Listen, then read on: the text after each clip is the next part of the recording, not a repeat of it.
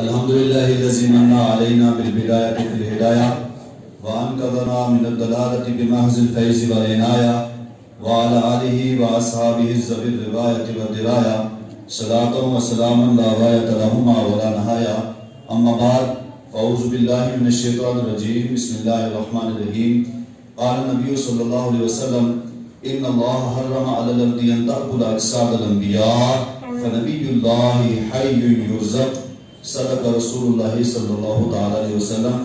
درود پڑھی اللہم صلی علی سیدنا محمد و بارک وسلم وآلہ الکرام صلاۃ و سلام علیک یا رسول اللہ وعلی آلک و اصحابک یا نور اللہ. میں آپ تمام حضرات کو اپنی طرف سے اور اپنے تمام ٹیم کی طرف سے آپ کو آج کے اس دن کی مبارکباد پیش کرتا ہوں. دعا ہے کہ اللہ تعالیٰ ہم سب کا یہاں پر حاضر ہونا اپنی بارگاہ میں قبول فرمائے. مختصر سے وقت کے اندر چند کلمات میں آپ کے سامنے رکھوں گا اور اس کے بعد پھر اپنی بات کو ہم ختم کریں گے. اللہ تعالیٰ کا شکر ہے آج کے دن ہمیں ایک عید نہیں 2 عیدیں ملی ہیں. پہلی عید جمعہ ہے اور دوسری عید سب سے بڑی عید عیدوں کی عید میلاد النبی صلی اللہ علیہ وسلم. ہمیں آپ کو جو کچھ ملا ہے وہ سب سرکار علیہ السلام کا صدقہ ہے. مال دولت عزت شہرت جو کچھ فرض یہ کہ دنیا میں جس کو جو کچھ ملا ہے وہ سب کا سب مصطفیٰ جان رحمت صلی اللہ علیہ وسلم کا صدقہ ہے.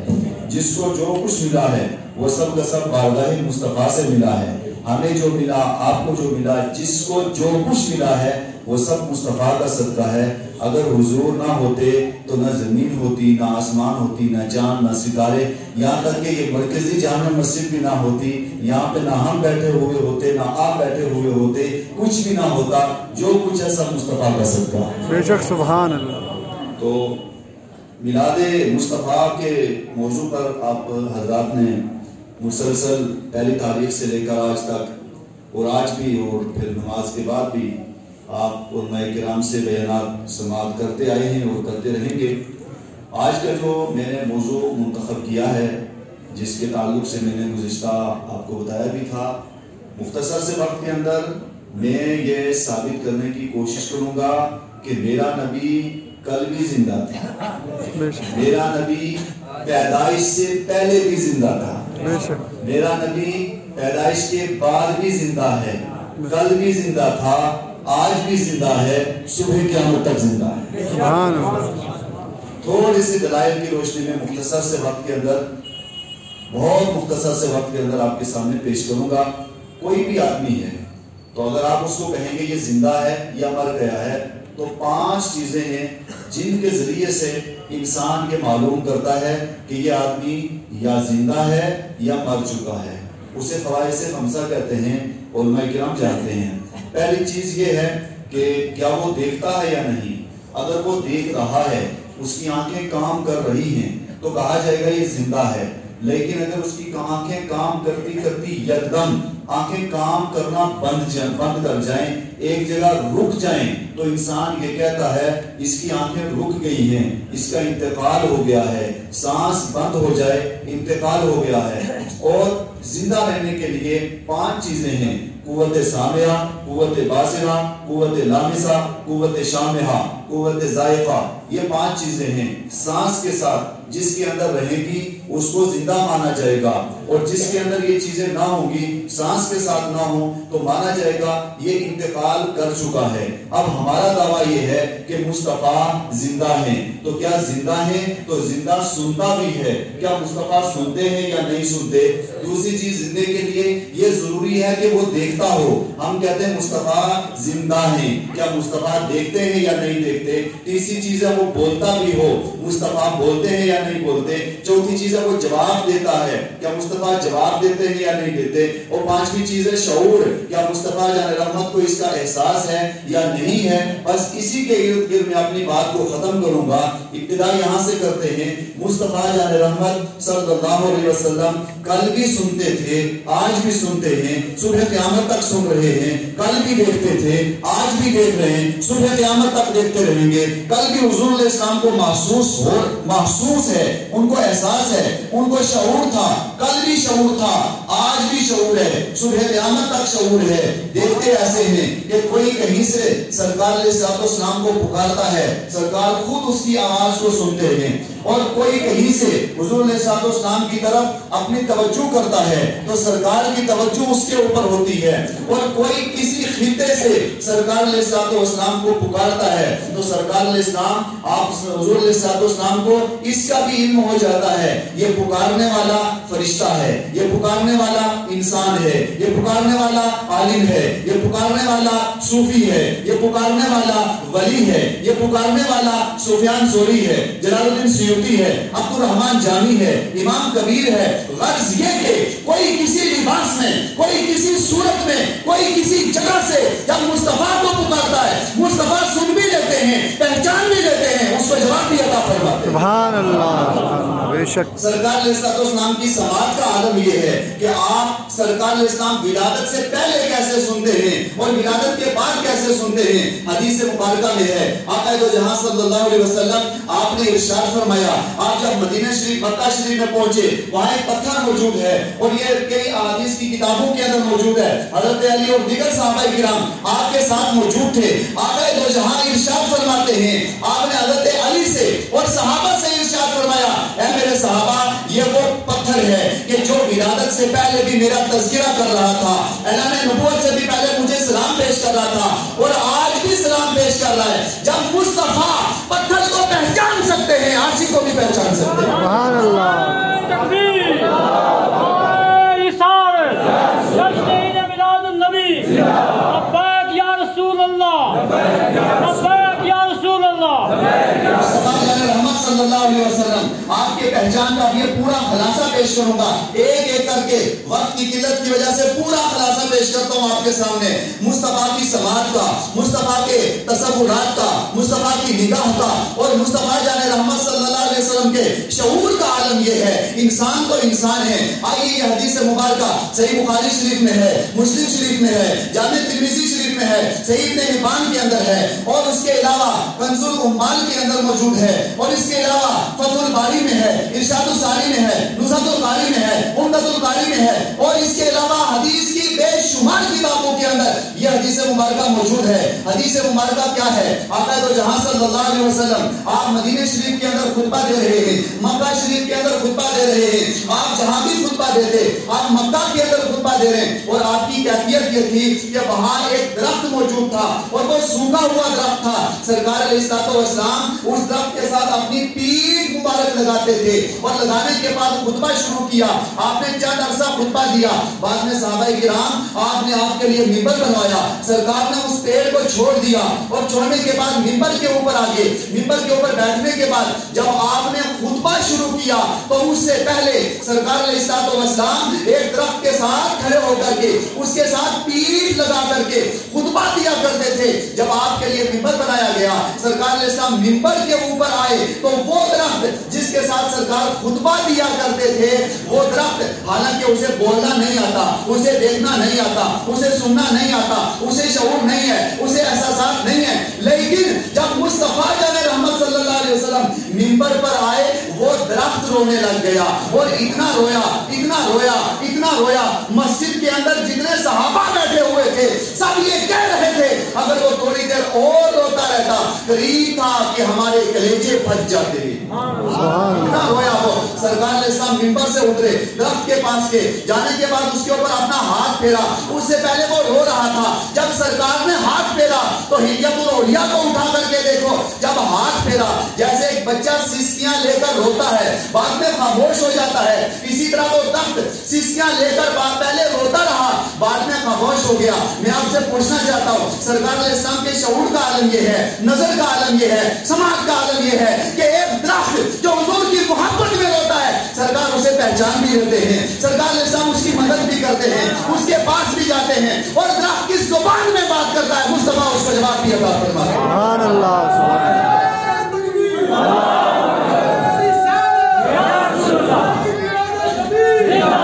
اگر کوئی انسان اردو میں بولے گا تو دوسرا سننے والا اگر اسے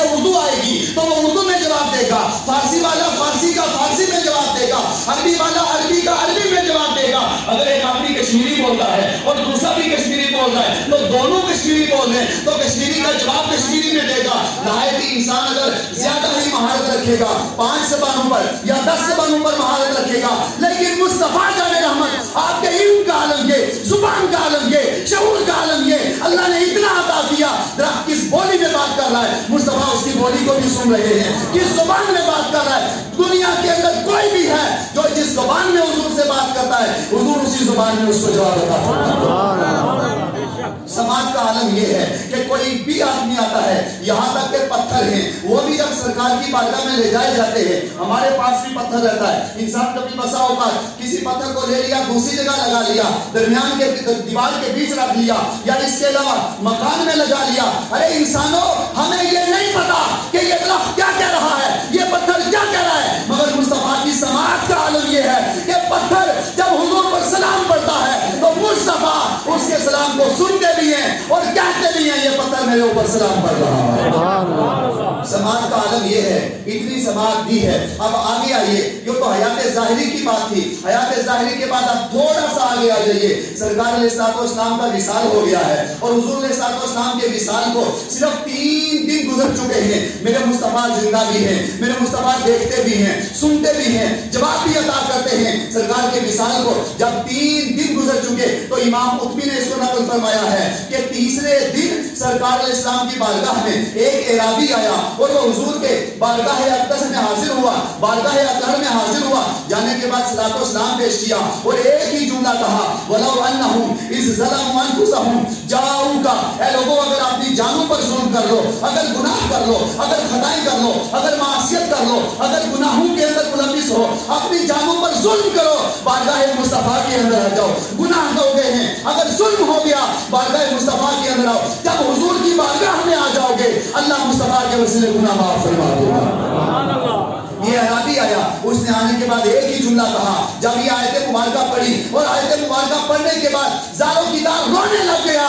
میرے مصطفیٰ جان رحمت جب حضور کی بارگاہ میں وہ زاروں کی دار رویا تو سرکار علیہ السلام آپ دنیا سے تشریف لے گئے ہیں، مگر عالم یہ ہے کہ تیسرا دن ہو چکا ہے اور وہ اعرابی یہ جملہ کہنے لگا، سرکار علیہ السلام آپ اپنے قبر اطہر کے اندر سے روزہ مبارک سے جواب دیتے ہیں، اے اعرابی آنے والے جا، اللہ نے تیرے گناہ معاف فرما دیے۔ سماعت کا عالم یہ ہے، سماعت کا عالم یہ ہے کہ سرکار علیہ السلام نے پہچان لیا آنے والا کون ہے، اور یہ بھی پہچان لیا وہ کس نیت سے آیا ہے، اور یہ بھی پہچان لیا گناہ کر کے آیا ہے، کیا عمل کر کے آیا ہے، اور یہ بھی پہچان لیا یہ چاہتا کیا ہے۔ تو میں یہ کہنا چاہتا ہوں، جب سرکار علیہ السلام ایک اعرابی کی بات سن سکتے ہیں اور اس کی نیت کو بھی دیکھ سکتے ہیں، اس کو جواب بھی عطا کر سکتے ہیں، آج 15ویں صدی کے اندر کوئی بھی حضور کو کہیں سے پکارتا ہے، کسی زبان میں پکارتا ہے، سرکار سنتے بھی ہیں، اس کو جواب بھی عطا فرماتے ہیں۔ پھر اسی پر بس نہیں، تھوڑا سا اور آگے آ جائیے۔ سرکار علیہ السلام زندہ، جو آدمی زندہ ہے تو زندہ کے لیے یہ بھی ضروری ہے اسے پکارا جائے تو فوراً جواب ادا کرے۔ آپ نے سنا پکارا جواب دیا، اب زندہ کے لیے یہ بھی ضروری ہے۔ مثال کے طور پہ اگر آپ کسی آدمی کے گھر جائیں اور اسے کہیں السلام علیکم تو وہ آپ کو جواب دے گا اور اپنا ہاتھ آگے کرے گا، آپ سے مصافحہ کرے گا اور آپ کا ہاتھ جو ہے وہ پکڑے گا، آپ کے ہاتھ کو جو ہے وہ مصافحہ کرے گا۔ اور ایک آدمی اگر زندہ نہ ہو، اس کا انتقال ہو گیا ہو، چارپائی پر رکھ دیا گیا ہو، اس کے جسم سے جان نکل جائے، آپ اس کے آگے ہاتھ بڑھائیں اور کہیں السلام علیکم، وہ کبھی آپ کو جواب نہیں دے گا۔ پتہ یہ چلا کہ زندہ کے لیے یہ بھی شرط ہے وہ ہاتھ بھی آگے بڑھا سکتا ہو، اس کے پاس طاقت بھی ہو، اس کے پاس قوت بھی ہو، وہ ہاتھ بڑھانے کی صلاحیت بھی رکھتا ہو اور وہ پہچانتا بھی ہو۔ آؤ بارگاہ مصطفیٰ کے اندر، مصطفیٰ جان رحمت صلی اللہ علیہ وسلم آپ دنیا سے تشریف لے گئے ہیں، آپ کو 500 سال گزر چکے ہیں، 5 صدیاں گزر چکی ہیں، 5ویں صدی ہے اور 5ویں صدی کے ایک امام ہے، ان کا نام امام محمد کبیر الرفائی ہے۔ یہ بارگاہ مصطفیٰ کے اندر گئے، اس سے پہلے جو بھی آتا کہتے بارگاہ مصطفیٰ میں جاؤ گے میرا سلام پیش کر دینا۔ آج یہ بذات خود کے روضہ رسول پر حاضر ہوئے اور حاضر ہونے کے بعد ایک ہی جملہ کہا، یا رسول اللہ میری ایک تمنا ہے اور وہ تمنا یہ ہے، یا رسول اللہ میں آپ کے ہاتھ کو بوسہ کرنا چاہتا ہوں، میں آپ کے ہاتھ سے مصافحہ کرنا چاہتا ہوں، میں آپ سے پوچھنا چاہتا ہوں، بولو جو آدمی قبر کے اندر مر گیا ہو، ختم ہو گیا ہو، بتاؤ وہ قبر سے ہاتھ باہر نکال سکتا ہے؟ زور سے بولو، وہ قبر سے ہاتھ باہر نہیں نکال سکتا۔ ارے یہ کسی اور کی بارگاہ نہیں ہے، یہ بارگاہ مصطفیٰ ہے، اور وہ حضور علیہ السلام جن کے مقام و مرتبے کا عالم یہ ہے۔ جب امام محمد کبیر الرفاعی نے یہ جملہ کہا، یا رسول اللہ آپ کے ہاتھ سے مصافحہ کرنا چاہتا ہوں، آپ کے ہاتھ سے بوسہ دینا چاہتا ہوں، تو سرکار علیہ السلام آپ کے وصال کو 5 صدیاں گزر چکی ہیں، یہ جملہ کہنا تھا حدیث کی، اور بہت سے محدثین نے لکھا ہے۔ آقائے جہاں صلی اللہ علیہ وسلم آپ نے اپنے روزہ مبارک سے اپنے ہاتھ کو باہر نکالا، آپ نے اپنا ہاتھ مبارک باہر نکالا جب سرکار نے، ارے سبحان اللہ، ہم اس نبی کو مان رہے ہیں جن کی بارگاہ میں 5ویں صدی یعنی 5 صدیاں ہو چکی، حضور کے وصال کو 5ویں صدی میں ایک عاشق جاتا ہے، کہتا ہے یا رسول اللہ ہاتھ سے مصافحہ کرنا چاہتا ہوں، آپ اپنی قسمت پر ناز کرو۔ اللہ نے ہمیں وہ نبی عطا کیا کہ جو بھی جاتا ہے، جو بھی تمنا لے کے، اب انہوں نے کہا مصافحہ کرنا چاہتا ہوں، مصطفیٰ نے ہاتھ باہر نکالا۔ یہ 1-2 آدمیوں کی بات نہیں ہے، 10-20-50 کی آدمی کی بات نہیں ہے، بلکہ امام جلال الدین سیوطی نے بھی لکھا، الحاوی بالفتاوی کو اٹھا کر دیکھ لیں، جب انہوں نے امام محمد کبیر نے یہ تمنا کی، حضور نے اپنا ہاتھ باہر نکالا، 90,000 لوگوں نے حضور کے ہاتھ کی زیارت کی،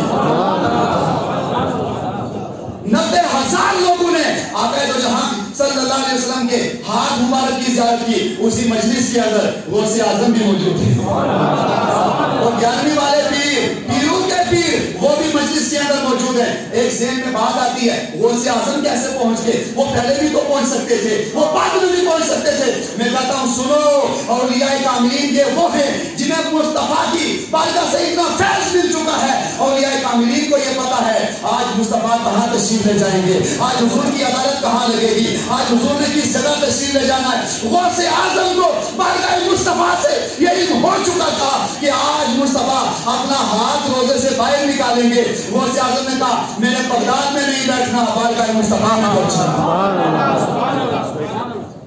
مقام و مرتبے کا عالم یہ ہے کہ کوئی کسی عالم میں کسی جگہ سے پکارے، سرکار علیہ السلام اس کو سنتے دیکھتے اور جواب دیتے ہیں۔ اس سے آگے آئے عاشق ہو تو ایسا ہو، جس عاشق کو صدیق اکبر کہا جاتا ہے۔ صدیق اکبر کے مقام و مرتبے کا عالم یہ ہے، مصطفیٰ نے فرمایا زمین کے اوپر چلتا پھرتا جنتی دیکھنا ہے تو صدیق اکبر کو دیکھنا۔ صدیق اکبر کے مقام و مرتبے کا عالم یہ ہے کہ مصطفیٰ کے اتنے بڑے عاشق ہیں، اتنے بڑے دیوانے ہیں، اور حضور علیہ السلام پر اپنا مال قربان کیا، اپنی دولت قربان کی، اپنی جان قربان کی، سب کچھ اگر قربان کیا ہے تو مصطفیٰ کے نام پہ قربان کیا ہے۔ اب میں ایک بات کہنا چاہتا ہوں آپ سے، مثلا آپ کا کوئی دوست ہے تو دوست کے لیے کیا ضروری ہے؟ دوست کے لیے ضروری یہ ہے کہ جیسے پروفیسر صاحب ہیں، اب ان کا دوسرا کوئی ساتھی ہے وہ بھی ٹیچر ہے، دونوں آپس میں دوست ہیں، تو دوست کا مطلب یہ ہوا ایک دوست جہاں جائے گا دوسرے کو ساتھ میں لے کر کے جائے گا، خلوت میں بھی ساتھ میں،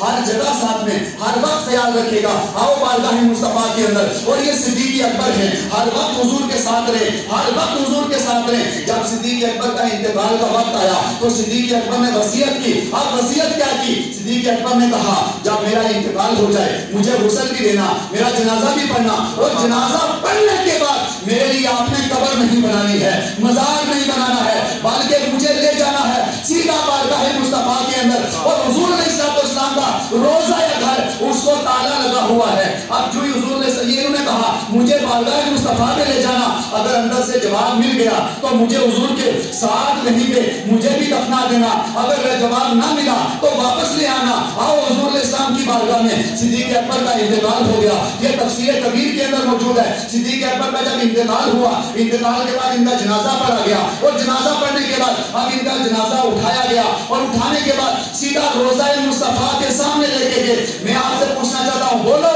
اگر ایک مکان کو ایک گیٹ کو تالا لگ گیا ہو تو اس کا تالا جب تک نہیں کھولیں گے خود کھلے گا؟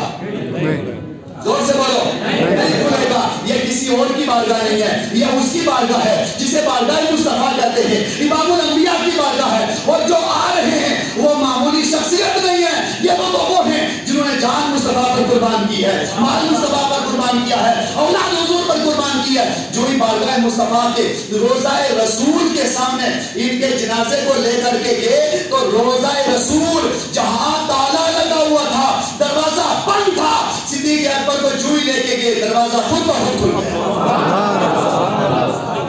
دروازہ خود کھلا اور روضہ رسول سے ایک آواز آئی. آواز کیا تھی کہ حبیب کو روضہ رسول سے مصطفیٰ جان رحمت صلی اللہ علیہ وسلم آپ کے روضہ اطہر کے اندر سے آواز آئی، حبیب کو حبیب سے ملا دو. مطلب کیا ہوا؟ حضرت صدیق اکبر حضور کے حبیب ہیں، حضور کے پیارے ہیں، حضور کے ساتھی، حضور کے پیارے ہیں، حضور پر اپنی جانیں قربان کرنے والے ہیں. تو آقا نے ارشاد فرمایا، آپ نے اپنی زبان سے کہا، کہنے کا مطلب یہ تھا یہ جس کو لے کر کے آئے ہو یہ کوئی عام نہیں ہے، یہ وہ ہے جو ساری زندگی نبی نبی کرتا رہا، ساری زندگی نبی پر جانیں قربان کرتی ہیں. اب یہ انتقال کر چکا ہے، انتقال کے بعد بھی اس کو جدا نہیں کرنا، اس کو مجھ سے ملا دو.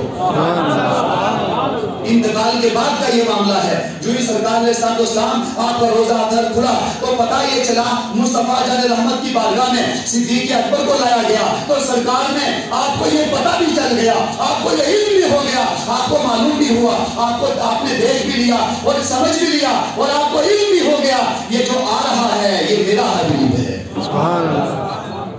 پھر اسی پر نہیں، اپنی بات کو سمیٹتے ہوئے سرکار علیہ السلام آپ کی سماعت کا عالم یہ ہے کہ ایک ایمان افروز بات اور روایت آج کے اس دور کے اندر بھی بس ضرورت ہے اپنے دل میں مصطفیٰ کی سچی محبت پیدا کر دو. بے شک سرکار علیہ السلام ارشاد فرماتے ہیں بخاری شریف کی متفق علیہ حدیث مبارکہ، میں تمہارے رکوع کو بھی دیکھتا ہوں.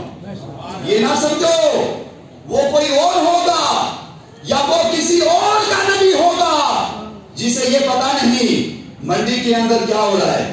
ہمارا نبی وہ ہے جسے اتنا بھی اللہ نے علم دے دیا کون کس جگہ کیا کر رہا ہے، کس کے کیا عمل ہے. باقی تو دور کی بات مصطفیٰ حدیث بخاری اور مسلم کی متفق علیہ حدیث ہے. آقا فرماتے ہیں قیامت تک آنے والے امتیوں کے لیے یہ مطلق آپ نے ارشاد فرمایا میں تمہارے رکوع کو بھی دیکھتا ہوں. ارے رکوع تو سامنے کی بات ہے، ابھی آپ رکوع کریں تو مجھے رکوع دکھ جائے گا اور رکوع کے بعد خشوع آتا ہے، خشوع کا تعلق دل سے ہے. مصطفیٰ جان رحمت فرماتے ہیں میں تمہارے رکوع کو بھی دیکھتا ہوں اور جب تم نماز پڑھنے کے لیے حاضر ہوتے ہو اس وقت تمہارے دل کی کیفیت کیا ہے یہ بھی مجھے معلوم ہے. سبحان اللہ.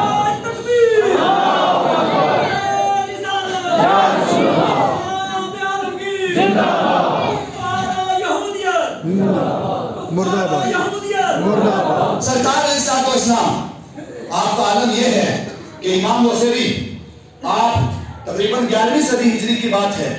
سرکار علیہ السلام یہ امام بصری بیمار ہو گئے، فالج کا اٹیک ہوا. بڑی ایمان افروز بات ہے، فالج کا اٹیک ہوا، بیمار ہو گئے، بستر عدالت پر تشریف فرما ہے. آپ نے حضور کی تعریف میں چاند اشعار لکھے. جب کچھ دن گزرے تقریباً 150 اشعار لکھے انہوں نے، لکھ کر فارغ ہوئے تو اتنے میں سرکار علیہ السلام خواب کے اندر آئے اور آنے کے بعد امام بصری، لمبی بات ہے مختصر میں، امام بصری آپ کے پاس حضور علیہ السلام آئے، ان کے جسم پر اپنا ہاتھ پھیرا. جو ہی ہاتھ کو پھیرا بصری بالکل ٹھیک ہو گئے اور حضور علیہ السلام نے اپنی چادر اطہر ان کو عطا کی. میں آپ سے پوچھنا چاہتا ہوں یہ بات خواب کی تھی یا بیداری کی ہے؟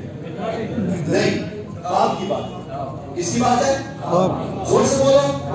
خواب کی بات. 11ویں صدی ہجری کی بات ہے. سرکار علیہ السلام آئے اور آپ نے ہاتھ پھیرا اور ان کو چادر دی.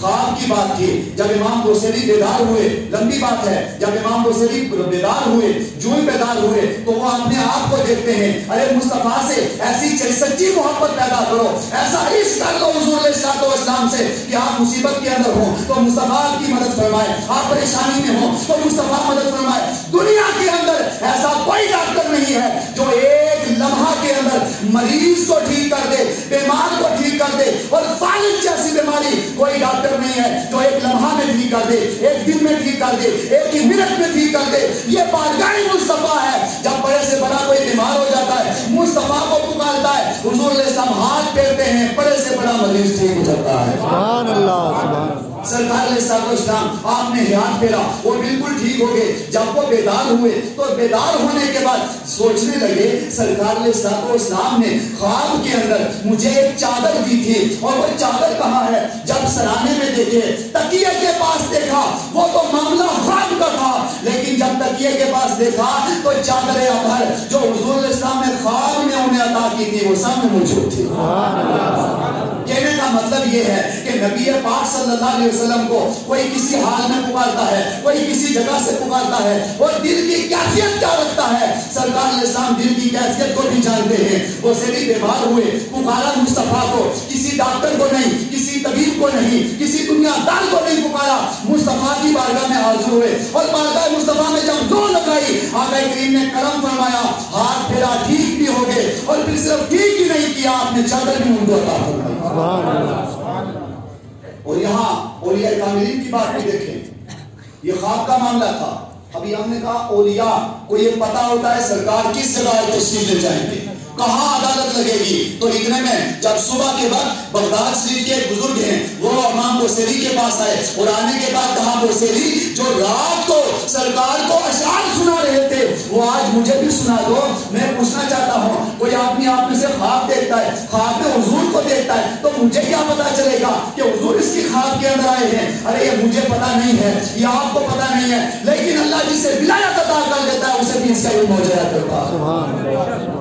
वो आए और आने के बाद कहने लगे कि आपने जो अशार पढ़े वो मुझे सुनाओ। तो इमाम बोसेरी ने कहा, मैं ख्वाब के अंदर देख रहा था, आप कहाँ मौजूद थे? तो वो वली कामिल कहता है, ऐ बोसेरी जब तुम शेर पढ़ रहे थे, एक कोने के अंदर मैं भी बैठा सुन रहा था।